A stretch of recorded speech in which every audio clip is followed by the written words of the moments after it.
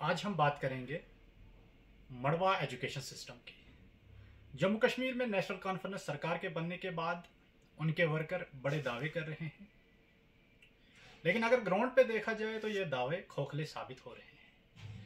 अगर हम बात करेंगे मड़वा हायर सेकेंडरी की, जहाँ पे 11 पोस्टें वैकेंट हैं, लेकिन 2 ही पोस्टें अभी तक वहाँ पे फिले और 2 ही लेक्चरर वहाँ पे अभी हैं और बाकी कंट्रेक्चुअल बेस पे वहाँ पे लेक्चरर हैं, लेकिन 11 में से टोटल 2 है वहाँ पे। उसके बाद अगर हम बात करेंगे मड़वा में 5 हाई स्कूल हैं। 5 हाई स्कूल में से अभी 4 हाई स्कूल हैंग्ड हैं, जो अभी फुल हाई स्कूल नहीं है, अभी लटके हुए हैं वो। उन 5 में से 4 में हमें डीडीओस पावर, उन 5 में से 1 को हमें डीडीओस पावर है धरना वाले हाई स्कूल में, लेकिन बदकिस्मती की वजह से आज की डेट में वहाँ पे हेडमास्टर भी नहीं है। और जो 5 के 5 है वहाँ पे जो टीचर हैं वो 12th पास है, जो आरटी स्कीम के तहत लगे हुए थे, वो 9th और 10th के बच्चों को पढ़ा रहे हैं। आप इमेजिन करो मड़वा के एजुकेशन सिस्टम को किस तरीके से डिस्ट्रॉय किया जा रहा है, वहाँ के बच्चों को यानी हमारे बच्चों को किस तरीके से एजुकेशन सिस्टम से महरूम रखा जा रहा है। मुझे लगता है ये एक सोची समझी चाल है, ताकि वहाँ के बच्चे जो है वो एजुकेशन से महरूम रहे, क्योंकि वो हम पे सवाल ना उठा पाएँ, क्योंकि वो सरकार को ये ना पूछे कि भाई आप हमारे काम क्यों नहीं कर रहे हैं, आप हमें एजुकेशन क्यों नहीं दे रहे हैं। लेकिन आज मैं आपके माध्यम से एमएलए इंद्रवाल को पूछना चाहता हूँ कि ये जो मुद्दे हम आज बता रहे हैं ये आपको असेंबली में बताने थे। 2 सेक्शन अभी तक असेंबली के हो गए हैं, एक चला कश्मीर में, दूसरा चला एक जम्मू में, जो बहुत लंबा चला। लेकिन जब ग्रांट्स पे डिस्कस चल रही थी, एजुकेशन पे बात चल रही थी, तब ये मुद्दे उसको बताने थे मड़वा के, लेकिन वो वहाँ पे तमाशा देख रहा था। क्या इंद्रवाल के लोगों ने उसको तमाशा देखने के लिए असेंबली में भेजा है? सीडीएफ की बात तो वो कर सकता था, क्योंकि उसमें टेंडरिंग है, वो टेंडरिंग सिस्टम को कैंसिल कराना चाहते हैं, लेकिन एजुकेशन सिस्टम को वो ठीक नहीं करना चाहते हैं, क्योंकि वहां फिर सवाल उठेंगे क्या भाई हमें डेवलपमेंट से महरूम रखा जा रहा है। आखिरकार मड़वा एजुकेशन सिस्टम को कब ठीक किया जाएगा, मैं आपके माध्यम से नेशनल कॉन्फ्रेंस की सरकार और एमएलए इंद्रवाल से पूछना चाहता हूं। उसके बाद अगर जेडीओ ऑफिस मड़वा की बात की जाए, हमारे पास जेडीओ तक नहीं है, जेडीपीओ नहीं है। अब डीडीओ के पावर वहां के प्रिंसिपल जो हायर सेकेंडरी को उसको दिए गए हैं। अब हमारी समझ में यह नहीं आ रहा है वो प्रिंसिपल साहब हायर सेकेंडरी को देखेंगे या जून को देखेंगे, जो जून हमारा स्टार्ट यखाला से सरकंडू तक है, इतना बड़ा जून। अब वो जून को देखेंगे या हायर सेकेंडरी को देखेंगे, यह भी हम इस सरकार से जानना चाहते हैं और एमएलए इंद्रवाल से जानना चाहते हैं।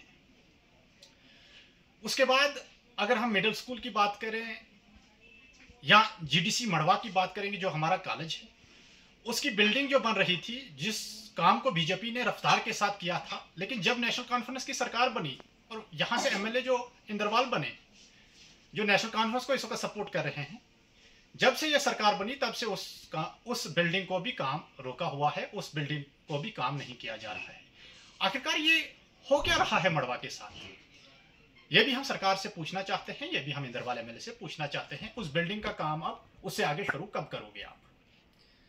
उसके बाद वहां जो कॉलेज में हमें आर्ट्स स्ट्रीम है, मेडिकल स्ट्रीम अभी तक वहां के लोगों, वहां उस कॉलेज में को नहीं दी गई है, वहां के लोगों को नहीं दी गई है। वहां जो मेडिकल में बच्चे पढ़ना चाहते हैं उनको या तो अनंतनाग में एडमिशन लेनी पड़ती है या तो किश्तवाड़ में लेनी पड़ती है। खैर, वहां का जो आर्ट्स स्ट्रीम है उनको भी, उन बच्चों को भी प्रोफेसर नहीं दिए जा रहे हैं। वहां के मिडिल स्कूल टीचरों से खाली है। आप देखिए जो हमारे हाई स्कूल है वहां में जो टीचर पढ़ा रहे हैं वो 12th पास है, जो आरटी स्कीम के तहत लगे थे। आप खुद इमेजिन करो किस तरीके से हमारे एजुकेशन सिस्टम को डिस्ट्रॉय किया जा रहा है। सब्जेक्ट वाइज हमारे पास टीचर ही नहीं है, क्योंकि पोस्ट ये क्रिएट कर ही नहीं रहे। पीजी बैठ करके टीचर हमें 9th 10th वाले को दिए ही नहीं रहे, क्योंकि मुझे लगता है एक साजिश के तहत हमारे साथ ये सलूक किया जा रहा है। मैं अगर एग्जांपल आपको दूंगा इस सरकार ने हमें वाइल्ड लाइफ में धकेल दिया था पहले भी, लेकिन उसके बाद हमारी किस्मत ये रही कि बीजेपी की सरकार आई और वहां के एमएलए किश्तवाड़ के सुनील जी बने और उसने हमें वाइल्ड लाइफ से निकाल दिया।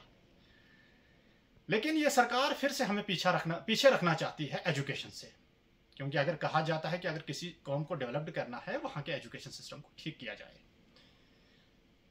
ये लोग हमें खाली वोट बैंक के लिए रखना चाहते हैं, लेकिन मैं आपकी माध्यम से आज एलजी एडमिनिस्ट्रेशन और एनसी सरकार जो बनी है यहाँ पे, और यहाँ की जो डिस्ट्रिक्ट एडमिनिस्ट्रेशन है, डी साहब यहाँ पे सीओ साहब हैं, उन तक ये बात पहुँचाना चाहता हूँ कि मड़वा एजुकेशन सिस्टम को देखा जाए, नहीं तो हम सड़कों पे आकर एहतजाज करना शुरू करेंगे। फिर जो भी हालात होंगे उसके जिम्मेदार यही लोग हैं जो आज सरकार में हैं। उसके बाद अगर बिल्डिंग की बात की जाए, कदरना हाई स्कूल में हमारे पास बिल्डिंग नहीं है, नौपची हाई स्कूल में हमारे पास बिल्डिंग नहीं है, नौपची में 2 प्राइमरी स्कूल है हमारे पास, उनकी बिल्डिंग नहीं है, हाजवग में हमारे पास प्राइमरी स्कूल है, उस पर बिल्डिंग नहीं है। बाकी अगर जो दूर दराज के गाँव हैं मड़वा में, वहाँ के सिस्टम क्या है, वो बद से बदतर। जब लोकल वहाँ के जो नज़दीक जो हेडक्वार्टर के नौपची के जो एरियाज़ हैं, वहाँ पे एजुकेशन सिस्टम डाउन है। फिर कोकंदू की बात की जाए, रन्ने की बात की जाए, मैथन की बात की जाए, वहाँ का सिस्टम क्या होगा, तो वहाँ के बिल्डिंग कैसे हैं वो सबको पता है। तो मैं आज आपकी माध्यम से सरकार को बताना चाहूँगा कि मड़वा की एजुकेशन सिस्टम को ध्यान दिया जाए, और जो हमारे एमएलए इंदरवाल है उसको असेंबली में ये बातें उठानी चाहिए थी। खैर अभी तक नहीं उठा पाए, तो आगे के जो सेक्शन लगेंगे तो हम उम्मीद करते हैं कि ये बातें वो असेंबली में उठाएंगे। आप इमेजिन करो कि इस बार हमारे पास 3 मास्टर ग्रेड मिले थे, लेकिन उन्होंने डिप्लॉयमेंट के तहत ऑर्डर वापस करवाया। अब वो दक्षिण से काम कर रहे हैं और मड़वा में पोस्टिंग है उनकी, मड़वा से तनख्वाह ले रहे हैं। आप देखो ये हमारे साथ कितनी नाइंसाफी है। कल को अगर हमारे मड़वा के मास्टर ग्रेड कोई टीचर बन जाता है, उसको या तो इनको दक्षिण लगाना पड़ेगा या वार्डमन या किश्तवाड़, क्योंकि जो पोस्टें हैं वो ऑलरेडी इन लोगों ने पकड़ी है, लेकिन ड्यूटी दक्षिण में दे रहे हैं, तनख्वाहें मड़वा से निकाल रहे हैं। यह भी हमारे साथ बहुत बड़ी नाइंसाफी है। तो मैं आपकी माध्यम से सरकार को रिक्वेस्ट करता हूं कि एक तो हमें फौरन से फौरन परमानेंट जेडीओ दिया जाए, जेडीपीओ दिया जाए, और जेडीओ ऑफिस में जो वैकेंट पोस्ट हैं कम से कम 9 है। जूनियर असिस्टेंट नहीं है वहां पे, जूनियर असिस्टेंट की पोस्ट वैकेंट है, सीनियर असिस्टेंट के 2 पोस्टें वहां पे वैकेंट है, वो फुलफिल किया जाए। और हमारे पास कॉलेज और हायर सेकेंडरी में जो लेक्चरर की पोस्टें वैकेंट है उनको भी फुलफिल किया जाए। अदरवाइज हमें सड़कों पे आना पड़ेगा। एहतजाज करने के अलावा फिर हमारे पास कोई चारा नहीं है। फिर जो भी सिचुएशन होगी उसके जिम्मेवार डिस्ट्रिक्ट एडमिनिस्ट्रेशन और यहाँ की जम्मू कश्मीर की नेशनल कॉन्फ्रेंस सरकार और एमएलए इंदरवाल होगा।